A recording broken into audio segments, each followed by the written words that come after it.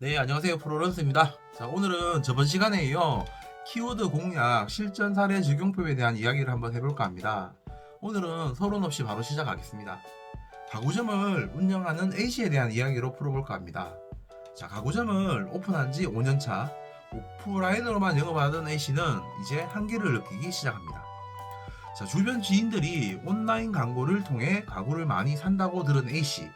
본인도 온라인 광고를 해야 되겠다고 느끼고 있습니다. 그래서 자기도 블로그를 통해 광고를 할 것을 결심합니다. 자, A씨는 첫 번째 목적이 가구 제품을 팔기를 원해요. 그리고 두 번째, 자기 제품을 소개를 하기를 원합니다. 그리고 세 번째, 업소도 많이 홍보가 되기를 원합니다. 자, 그래서 매일매일 블로그를 통해 홍보를 하고 있어요. 자, 첫째 날 제목, 아트랙션 4인 가구 소파 TV장으로도 좋고 색상이 너무 예뻐서 먼저 보시는 사람 행지하신 겁니다 라고 타이틀을 적었어요. 저희 본문은 저희 A 가구점은 최신의 제품과 최저의 가격으로 고객 여러분들에게 보다 더 나은 가격으로 제품을 공급하기 위해 최선을 다하고 직수입 제품은 정말 직접 가지고 오기 때문에 가격이 훨씬 더 저렴하고 베이스 또한 최고를 보장합니다 라고 본문 내용을 적었습니다.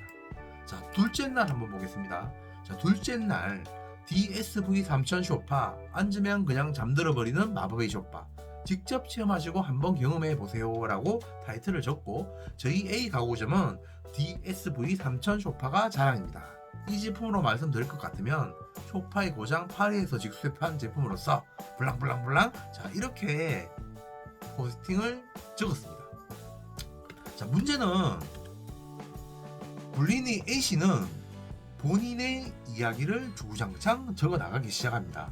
하지만 방문자도 없고 손님도 가게를 찾아오지 않습니다. 자, 블로그는 일장이 아닙니다. 자, 블로그는 뭐냐? 자, 본인의 얘기만 하고 있으면 안 된다는 거죠. 자, 여기서 블로그의 키포인트가 나오는데요. 어떻게? 바로 본인의 얘기가 아니라 상대방이 원하는 얘기를 적으셔야 됩니다. 자, 그러면 어떻게 적어야 되느냐라는 부분이 나오지 않습니까? 그죠? 자, 그래서 이 앞전 시간에 저희가 무엇을 공부를 했느냐? 바로 키워드 분석이라는 부분을 가지고 얘기를 했습니다. 그래서 바로 키워드 분석을 통해 계획성 있는 블로그를 작성하셔야 됩니다. 자, 그러면 오늘은 실전 사례 적용법에 대해 가지고 가구를 팔기 위해서 어떤 전략과 어떤 키워드로 블로그 포스팅을 써야 되느냐, 이제부터 저와 함께 시작해 보겠습니다.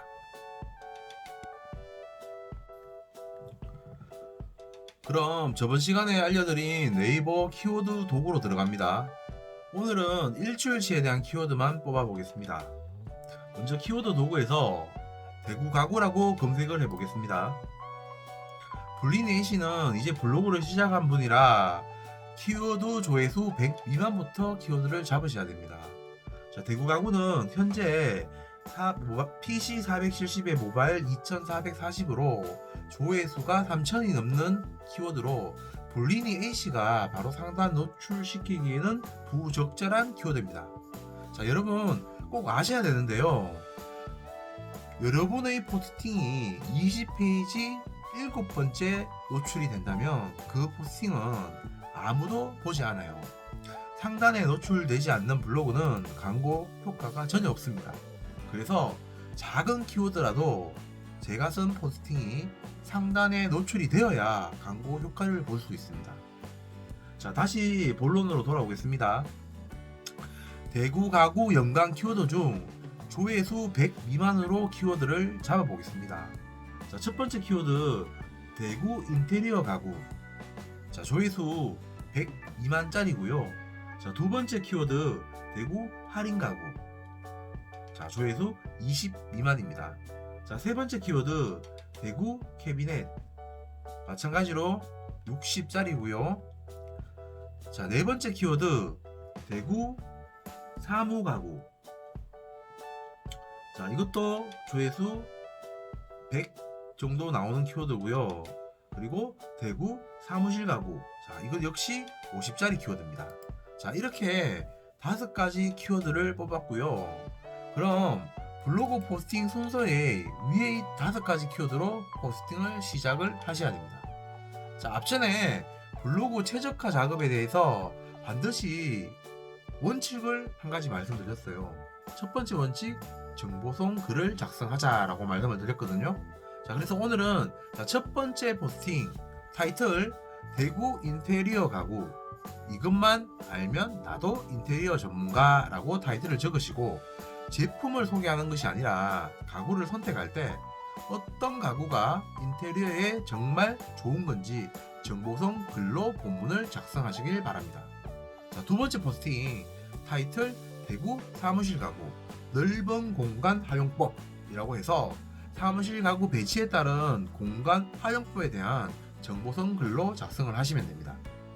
자, 세 번째 포스팅 타이틀 대구 캐비넷 서류 정리 한눈에 알아볼 수 있는 정리법. 자, 이렇게 포스팅을 작성을 합니다. 자, 네 번째 대구 사무 가구 정리정돈 잘하는 법이라고 해서 정리정돈 잘하는 법에 대해 가지고 포스팅을 작성을 하시면 됩니다. 자, 이렇게 정보성 글 4개를 작성을 하시고요. 자, 이제는 광고성 글 1개를 작성을 해 보도록 하겠습니다. 자, 타이틀 대구 할인 가구 여기가 해자네 오시면 깜놀이라고 타이틀을 잡았습니다. 자, 이렇게 잡아놓고, 자, 이번 글은 광고성 글이잖아요. 그죠? 그러면 업소 소개를 하는 글을 작성을 하시면 됩니다. 자, 여러분 꼭 아셔야 될 게 있습니다.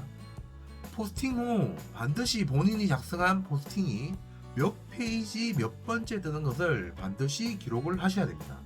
처음에는 조회수 100 미만으로 출발하면서 작성하시되, 제가 쓴 포스팅이 상단 노출이 되는 시점부터는 조회수 100 이상 500 미만으로 유효 키워드를 찾아서 작성하시고요. 또다시 500 미만짜리가 상단 노출이 되면 이제는 500 이상 1000 미만으로 이렇게 유효 키워드를 확장하시면 됩니다. 자, 오늘은 키워드 공략 실전 적용 예시에 대한 이야기를 하였는데요. 키워드 공략법만 숙지를 하셔도 충분히 업장 소개 및 광고를 하실 수 있으세요. 아셨죠, 여러분? 자, 다음 시간에는 성공하는 블로그에 대한 이야기를 한번 해볼까 합니다. 자, 여러분 오늘도 수고 많으셨고요. 그럼 다음 시간에 더욱더 알찬 컨텐츠로 찾아뵙겠습니다. 안녕히 계십시오.